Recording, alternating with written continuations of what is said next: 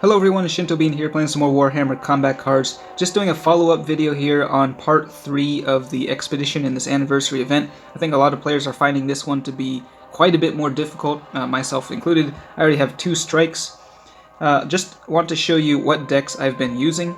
So this deck with the mask, it's pretty similar to the one I used in the last video, except I included the Herald of Tzeentch, which really helps out because of the Psionic Blast. The enemy has lots of shields, so without Psionic Blast or some sort of AoE, you're going to really struggle to defeat the enemy bodyguards. However, this deck did lose twice, so I switched over to Gloggerthrox the Foul, running a pretty similar build. The Keeper's Secrets is one of the strongest bodyguards in the game, I think, at this level. It just does not die, and it deals a lot of damage as well. However, a lot of players are probably not going to have that card in their collection, but this is what I used with Glog. And it seemed to work pretty well as long as you're able to block the most powerful enemy cards with weak ones like this, and then reduce their attack power through Nurgle's Rot. Also got some Psionic Blast in there, and just and these Terminators are actually also really good. Shields are amazing at max level, so I've got both of the Terminators in here. It's a little bit more tricky than the last deck, than the one with the mask, but if played correctly, it does work pretty well.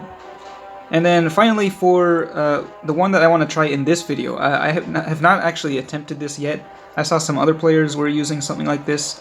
I've got Ahriman. Now Ahriman, I don't think his special rule is going to be very good, but we'll just try him out. I've got more Psychers in here. The Lord of Change, which also has Psionic Blast. The struggle will be keeping this thing alive, because it just doesn't have a whole lot of health compared to the other greater demons. I got the Herald.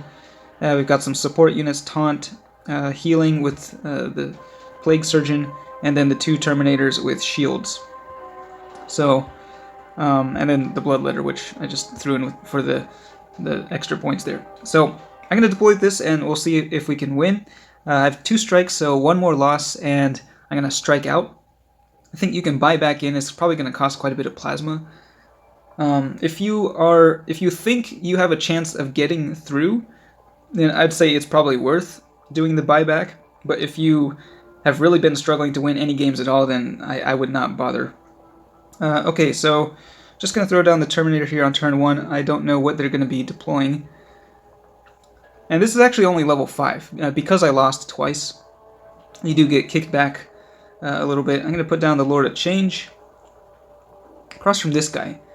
He probably is one of the weaker ones, doesn't deal a whole lot of damage. Alright, they've got the Dark Shroud with Inspiring Presence. So I'm going to put the shield across from that, I think. And then just throw down... Do we want to put down Taunt first, or... I guess we'll just go with the Taunt for now. That thing can also reduce the enemy's ranged attack. Okay, they've got the Hellblaster. Precision Shot does 100% of the damage, but that was reduced quite a bit by Taunt. Again, Taunt is pretty dang strong at max level. You can see here it's reducing the incoming damage by 40%. Alright, I'm going to start off with a Psychic Attack. We're charging up melee and debuffing ranged. So later on, maybe we might be able to use melee attack with the Terminators, but we'll see. Alright, so yeah, that Shambler just took 3 ranged attacks. So that was very cost effective, very good use of 4 points there. Alright, what next? I think we'll just go with this guy for now. Bloodletter, and we can keep going for the Psychic Attack. Psionic Blast dealing 32 damage to every lane. It's a whole lot of damage from the Lord of Change, but you want to be careful, because okay, so he destroyed the thing across from the Lord of Change, but whatever deploys next, you know, if it's a really strong unit, then the Lord of Change could be taking a lot of damage. It's a Psyker, and that Warp Surge will deal 88 damage, so that was pretty devastating right there, pretty brutal. We'll see what happens next. Now the Hellblaster is actually a really solid unit, I think, but at max level it actually doesn't deal a whole lot of damage. So you can see there, it did not actually kill the Bloodletter. Now, how much damage can we do with our melee attack at this point? I think it would... Yeah, we're going to go ahead and use the melee. I don't want to go Psychic against the Librarian. And, you know, they might actually be able to kill off the Lord of Change next turn with a Psychic attack. So they do have a bit of a psychic attack charged up. We'll see what they go for. They got 2 more bodyguards deploying here. Alright, the shields. So we're definitely going to need Sonic Blast to deal with those shields. It's a total of 8 shields right there. And what will they go for? Hopefully they go like melee or something. Nope, they're going for the psychic, so that was what I was afraid of. Okay, it's only 104 damage. I can deal with that. Lord of Change survives. Able to counterattack, kill off the librarian. That means at least we should be able to get one more.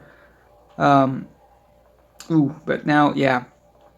Okay, this is fine, this is fine. So we're just gonna go melee this time.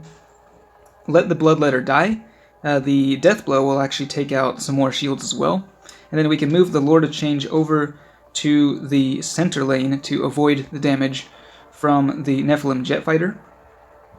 So yeah, this Lord of Change is doing really good, but you do have to be careful, especially of this Jet Fighter. I've seen it deploy in quite a few matches, and with Big Game Hunter, that thing could take out the Lord of Change easily. So we could put down like shields. The shields would block that Jet Fighter for ages. I think I'm going to go just for the healing here, just so we can try to keep the Lord of Change alive for a little bit longer, get some more mileage out of it with the Sonic Blast. And we can continue with the ranged attack, or not the ranged, but the psychic attacks. You can see the Terminator Lord over there. I mean, he's just like sitting there at max health because he still has shields. You can see the power of shields. You know, the enemy is utilizing shields, and it's really difficult, but, you know, as the player, you are also allowed to use shields as well, so I think it's a good choice. I mean, those shielded units just are really strong at this level. Alright, so looks like we're doing pretty good. They only have 1 bodyguard remaining. I think we're gonna go with the Demonette this time, and then another psychic attack. We've finally taken out all the shields, in large part thanks to the Sonic Blast. I'm going to take down the Custodian in the center lane, and debuff their melee attack a bit. Now, the Demonette doesn't have too much health, so we'll see if it can survive the next onslaught with the final bodyguard deploying. It is the Penitent Engine. Okay, that's another big one. I forgot about that one. Yeah, that has a massive melee attack. But they're going ranged. And also the Penitent Engine, it's going to get its attack increased by the, let's see, what was it? The Inspiring Presence once Greyfax deploys. So right now it's 120 damage, but that's going to get increased even more. So I am going to put down the Herald of Tzeentch over here, and we're going to go for another Psychic attack, hopefully take down 2 bodyguards this turn, bring out the enemy Warlord, and then against the Penitent Engine, we can just throw down the other Terminator. And, okay, this is perfect. So we're taking down the Jet Fighter, the other Custodian. The Penitent Engine will probably kill something. Hopefully not the Lord of Change, but nope, it went over to the other side. Okay, that works out pretty well. Terminator Lord is actually still at full health. So yeah, this is going to be pretty easy, actually. Again, this is only a level 5 match, so, but it seems to be working quite well. So you can see I can put down this Terminator here with 4 shields, and that would just last for ages against the Penitent Engine. I'm just going to put down Ahriman this turn just so we can end the game. Ahriman's got the Psychic Link, which is only getting increased from the Lord of Change here. So Ahriman himself doesn't really combo that great with the Terminators, so that's just something else to be aware of here, but still enough to take out Greyfax. So it looks like this deck is a solid one.